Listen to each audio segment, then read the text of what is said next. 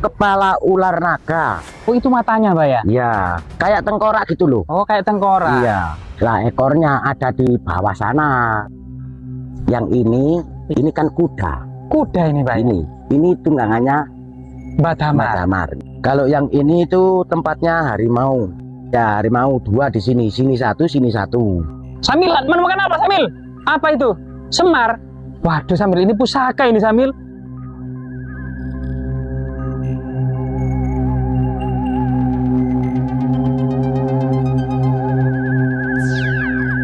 Assalamualaikum warahmatullahi wabarakatuh. Salam Rahayu, salam budaya. Berjumpa lagi dengan kita dalam penelusuran jejak-jejak sejarah mistis legenda yang ada di tengah-tengah masyarakat.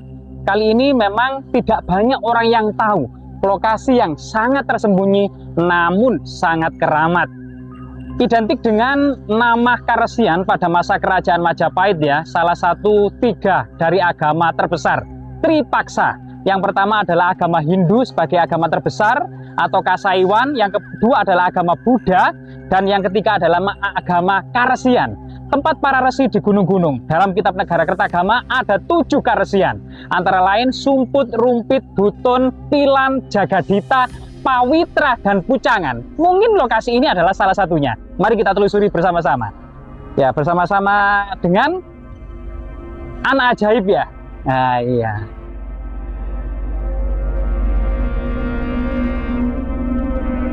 Jadi suasananya sangat indah dan tangga-tangga ini konon katanya jumlahnya mari kita hitung bersama-sama, dikelilingi pohon andong dan puring ya.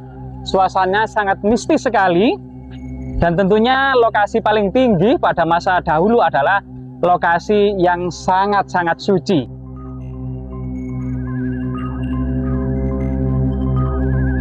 Tangga ini batu alam, memiliki semacam makna sebagaimana fungsi punden berundak-undak. Dan teras berundak ini sebagaimana yang ada di lereng Gunung Penanggungan. Hampir semua percandian berbentuk teras berundak-undak. Sebagian sejarawan mengatakan ini kebangkitan kembali agama asli Nusantara, yaitu yang dikenal dengan Kabuyutan atau Kapitayan. Apakah sebenarnya lokasi ini identik dengan Kabuyutan atau juga disebut Karesian? Nah, kita memang juga sangat penasaran ya, Samil ya. Sampai saat ini memang ketika perkembangan agama Islam banyak situs-situs yang identik dengan Karesian atau Kabuyutan masih dilestarikan oleh masyarakat. Bahkan di situ tokoh-tokoh pembabat alas Saum Bau Rekso termasuk pepunden desa itu kemudian ditaruh di lokasi tersebut untuk menjaga kesinambungan sebuah kesucian lokasi tertentu.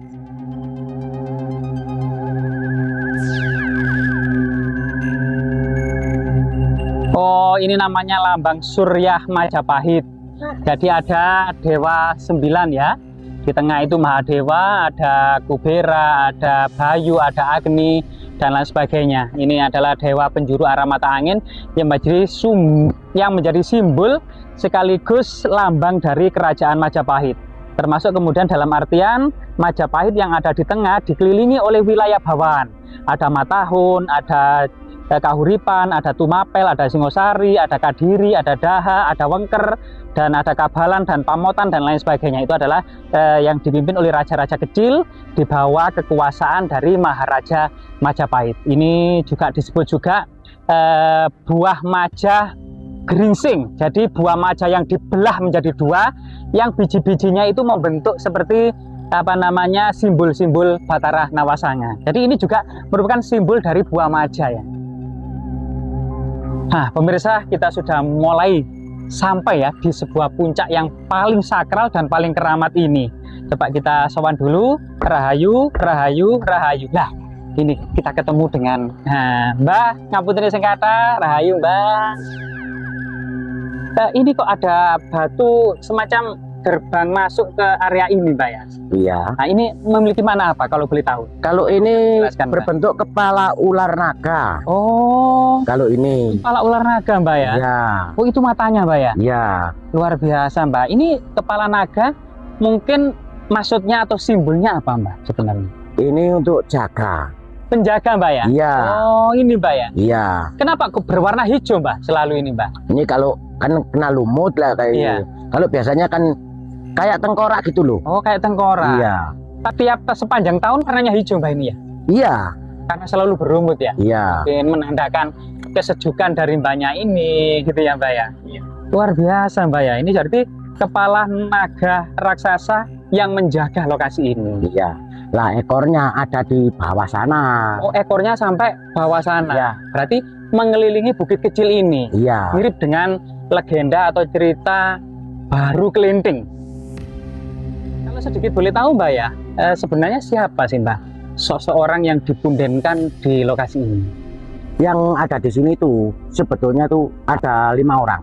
Oh, 5. 5. Yang satu namanya Mbak Damar ini. Mbak Damar. Mbak Damar, Mbak Darimah, Satrio, Mbak Satrio, Pael, Mbak Trunojoyo. Mbah Trunojoyo. Trunojoyo ya ini berbentuk kepala ular ini. Kepala ular naga. Ya. Oh ya, kita jadi penasaran sebenarnya dalamnya itu seperti apa Mbak ya? Coba. Mungkin bisa diantarkan Coba. saya. Ya.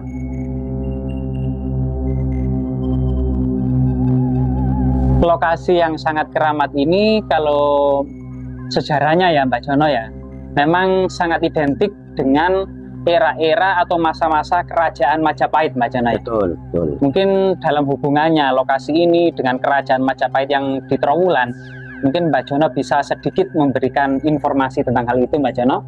Di kerajaan itu ada yang kehilangan mengadakan sayembara. Barangkali siapa yang ikut sayembara menemukan Godo Wesi Kuning akan diganjar tanah sesigar semongko.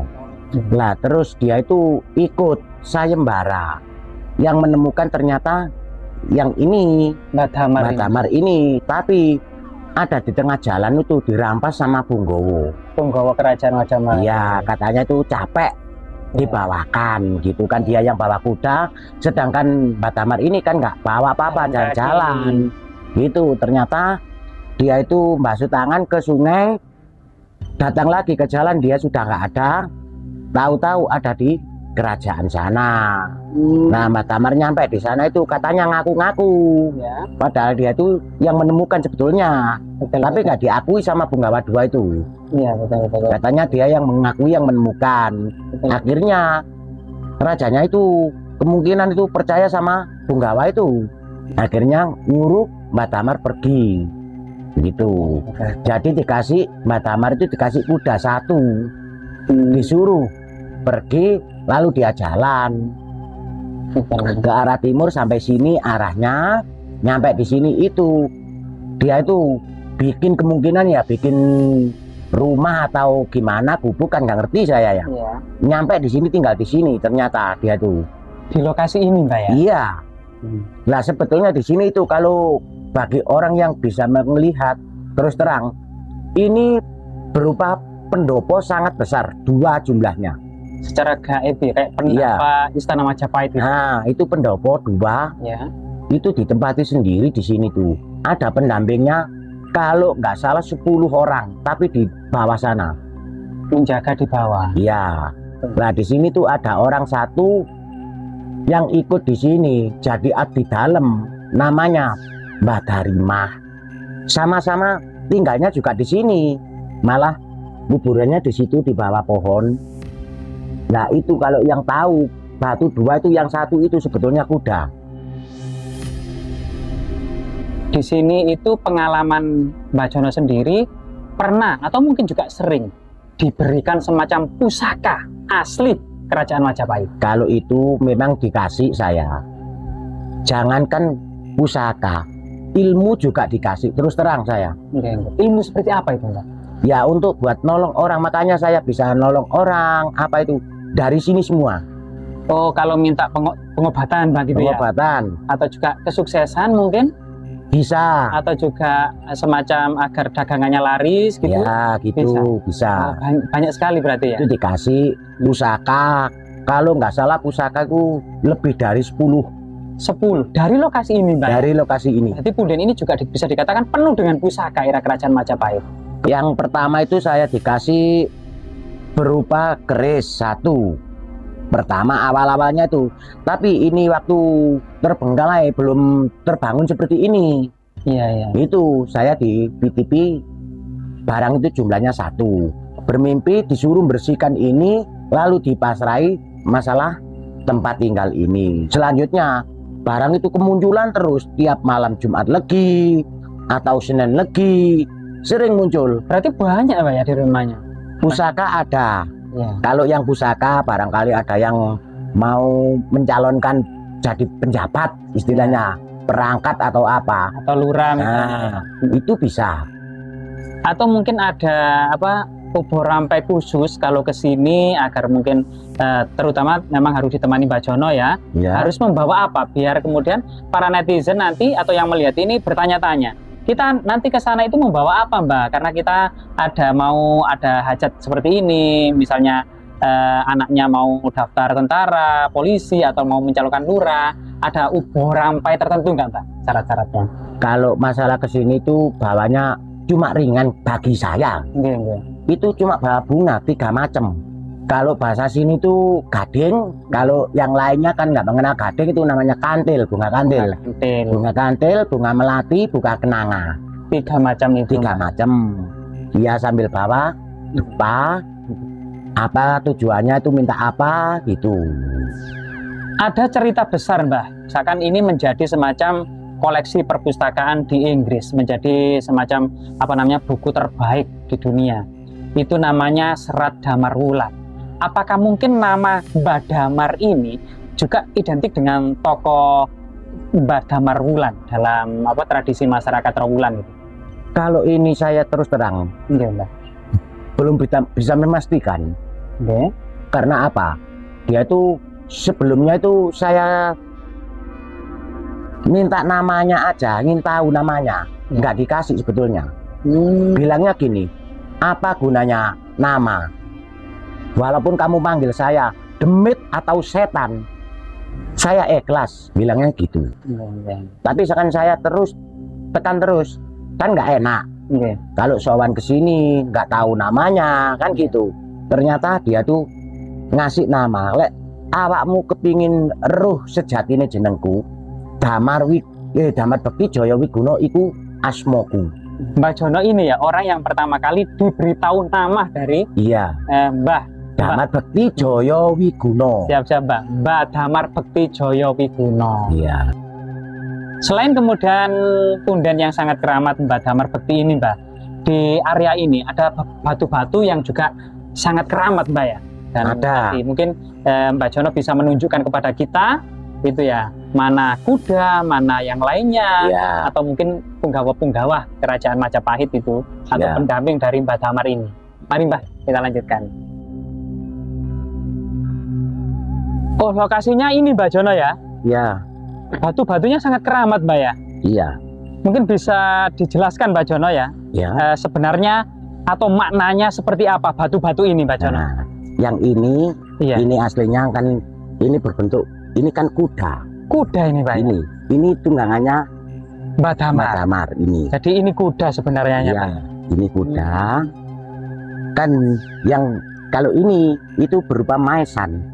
Oh, ini sebenarnya maesan. Ya. Tandanya kan ini kan meninggal kudanya juga meninggal. Kudanya, iya. Ya, di sini ini pembantu. Oh, di dalamnya ini yang nggak terawat ini. Oh, ini ada makamnya yang dibawa. Iya. Oh, tapi terawat juga ya, Mbak Jono rawat juga itu kelihatannya. Iya, tapi nggak ikut kebangun seperti ini. Ada 2 nisan. Iya. Itu di situ. 2 Mbak itu Mbak ya? 1 yang ini. Ini yang ini. Oh iya. Ini sama ini. Yang ada nisannya ini Mbak ya. Nah, betul. Ini sebenarnya juga semacam abdi dalamnya dari Mbah Damar ini Mbak. Kalau ini Mbak kok sangat misterius ini Mbak. Ini tempatnya, tempat untuk apa ya? Menaruh sesaji. Nah, betul. Atau batu persajian ya. Jadi ini adalah tetap tradisi kelanjutan dari prasejarah, dolmen atau meja batu atau meja persajian Mbak ya. Ya. Kalau yang ini itu tempatnya harimau. Duduknya harimau. Ya, harimau 2 di sini, sini 1, sini 1. Jadi ini sebenarnya adalah tempat duduk dari harimau gaib itu ya. Iya. Nah, sini dan sini ya. Iya. Luar biasa sekali. Jadi sebenarnya memang lokasi ini sangat teramat. Bahkan apa makna dari pohon ini, Mbah? Ada pohon tua ini. Ini pohon kemuning. Samil, menemukan apa Samil? Apa itu? Apa itu? Semar. Semar Samil. Waduh Samil, ini pusaka ini Samil. Semar berbentuk semar. Ini seperti semar kuncung ini. Oh, semar kuncung. Ya, semar kuncung. Kan kalau ini kan sudah kuning. Kuning. Nah, yang dikasihkan saya itu pertama itu yang hitam. Yang tapi juga bentuk semar kuncung seperti ini. Iya. Tapi warnanya hitam. Ya, ada bulunya. Oh, dari bulunya ya. Ya.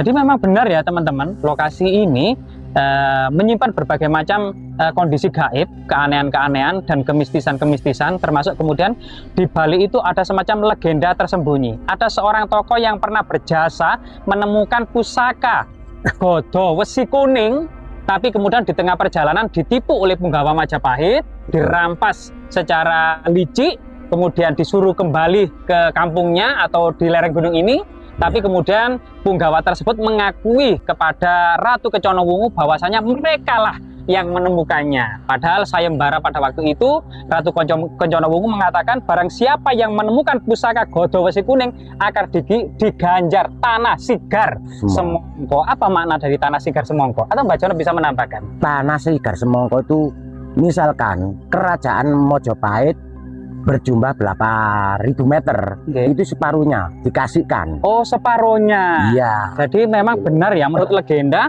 dalam perkembangannya Majapahit dibagi dua, Majapahit Barat dan Majapahit Timur. Dan waktu itu Majapahit Barat dipimpin oleh Ratu Keconowungu dan Majapahit Timur dipimpin oleh Minak Jinggo, salah satu pemilik dari pusaka besi Godo Wesi Kuning. Dan yang kemudian menyelesaikannya adalah Damar Wulan. Apakah mungkin nama Damar Wulan itu dibalik atau terselip di nama Mbah Damar?